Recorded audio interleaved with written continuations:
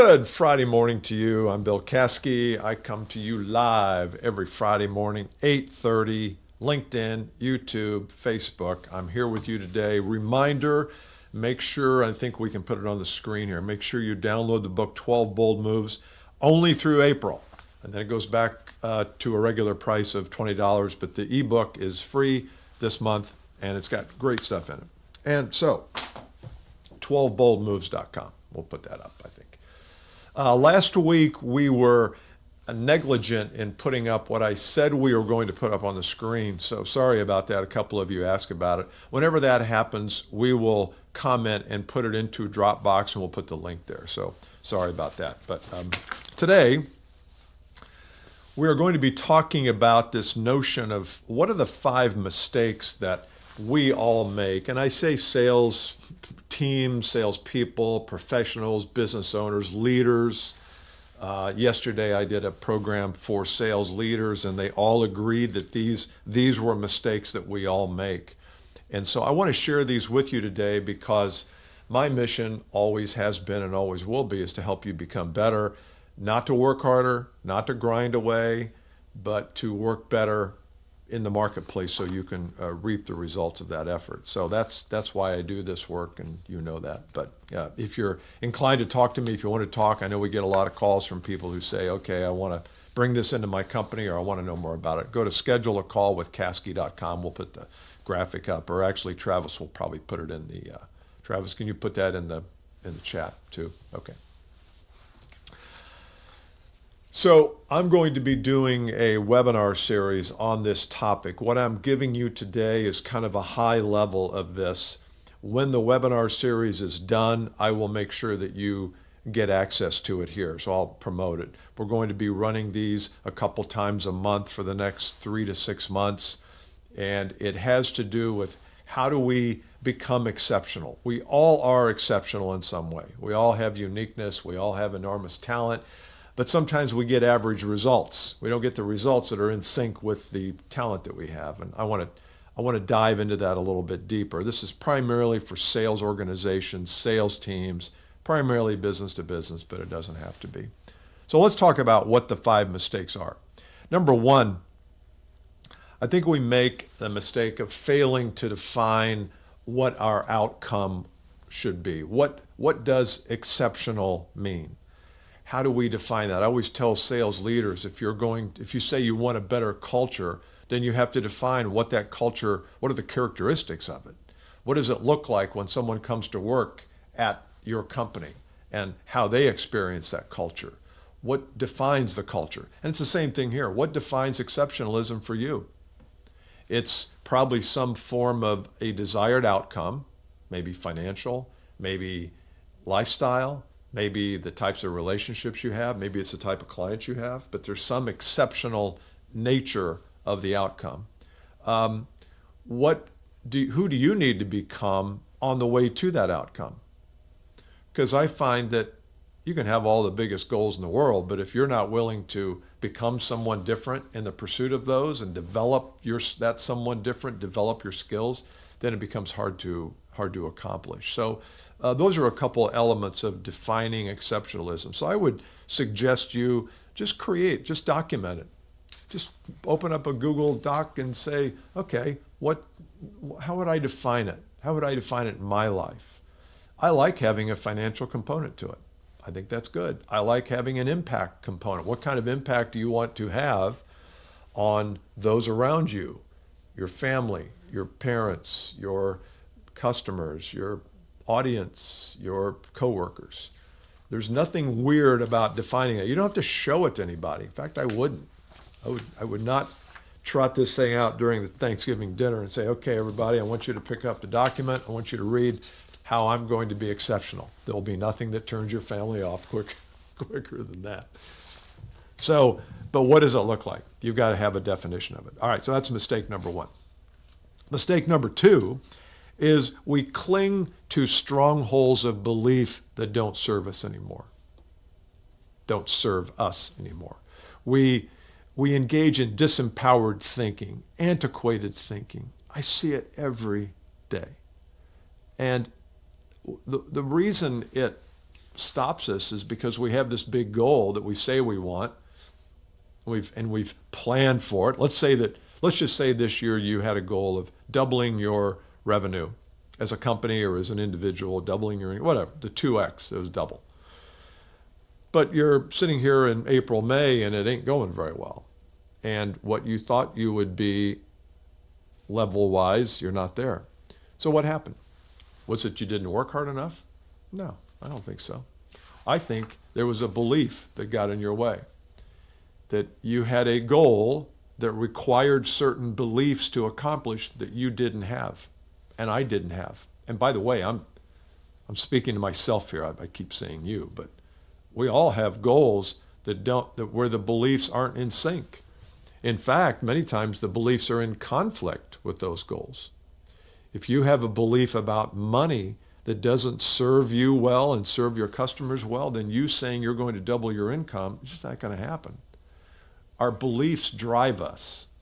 We can override them sometimes temporarily, but generally our beliefs drive us.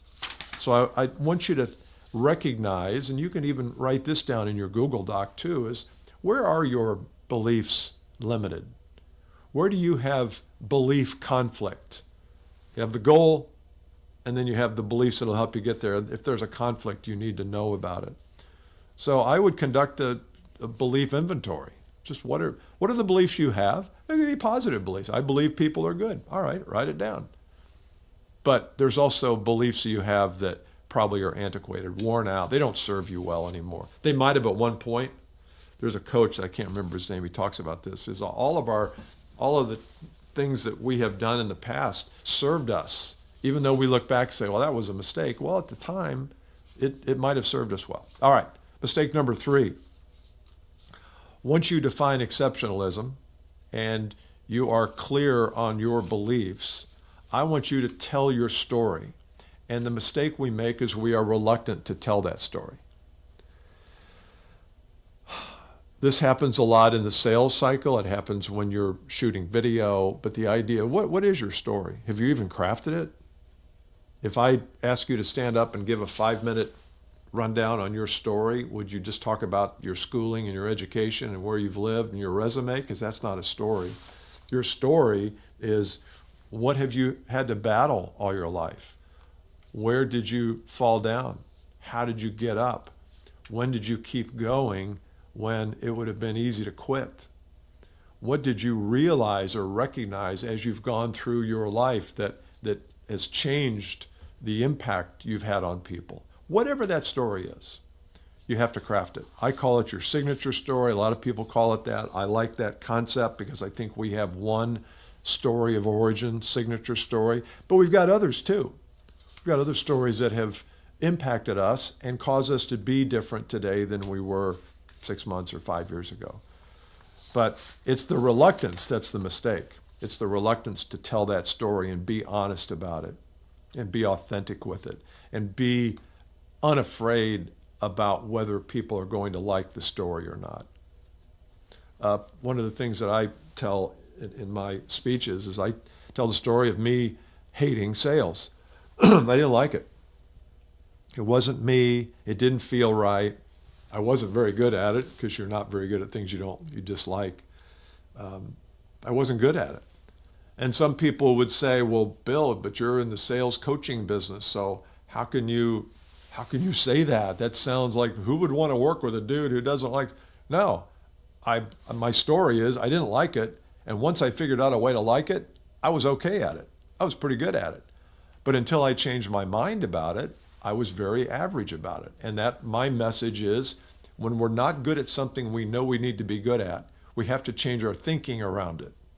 Once we change our thinking around it, guess what happens? Organically, everything starts to fall in place. It's not just about doing more behavior. You sales leaders where that's the only remedy is more actions. In many cases, it's more mediocre actions, bad strategy. All right, mistake number 4 we make is we operate without a roadmap. Once you have your desire, the exceptional desire that you have, and you know where you're starting from, and you need to know how to get there. What's the roadmap that's going to take you from A to B? And I've shared this before, and I will continue to share it. And very few people have it. Those that have it, they sail. They launch into another orbit. When you know exactly how you're going to go from where you are to where you'd like to be, you can't do it if you don't know where you'd like to be. And there's nothing wrong with being grateful for where you are and also having designs on a brighter future. There's nothing wrong with that. That's not ungodly. That's not anti-biblical at all. I can be grateful, and also I can want more.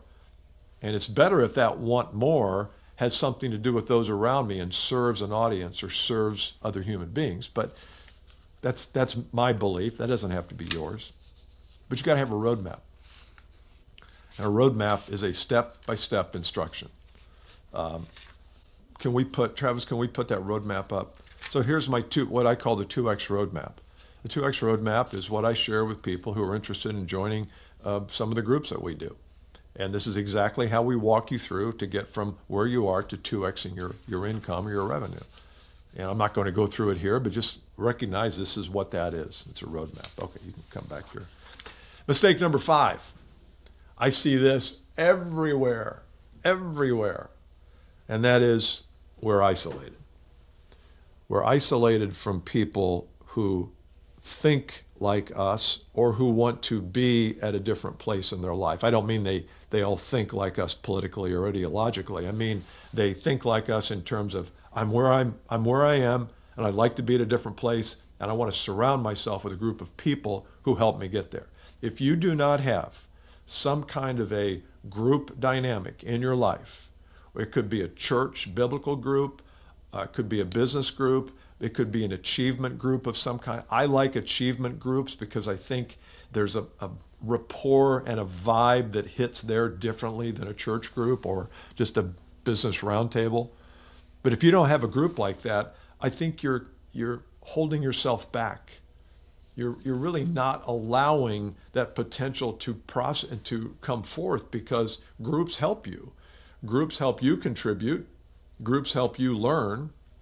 If they're moderated properly, and they should be, then there is additional knowledge that comes into the group. The group discusses that knowledge. You take that knowledge and you either decide to lose it or decide to execute on it, deploy it, and then you're asked to do some kind of accountability, so that every time you enter that group space, things have happened. There's velocity.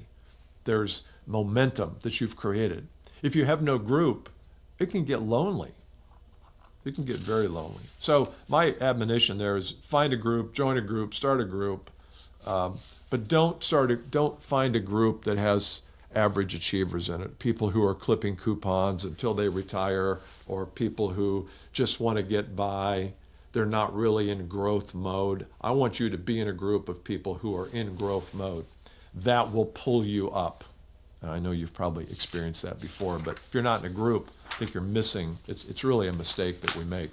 So hopefully those mistakes, those are 5 that I find people make all the time that holds them back. And if you can just remedy those, then I think everything gets easier in the success and achievement role.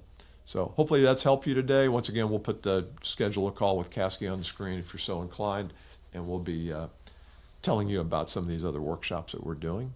And I'm really appreciative of, I know I don't always get to the comments because I got the camera far away and my laptop's not here, but hopefully Travis has answered your questions. If you have any, I will jump in the group after we're done and answer these questions. So if you have any that are lingering, happy to answer them. All right. See you next week. Bye.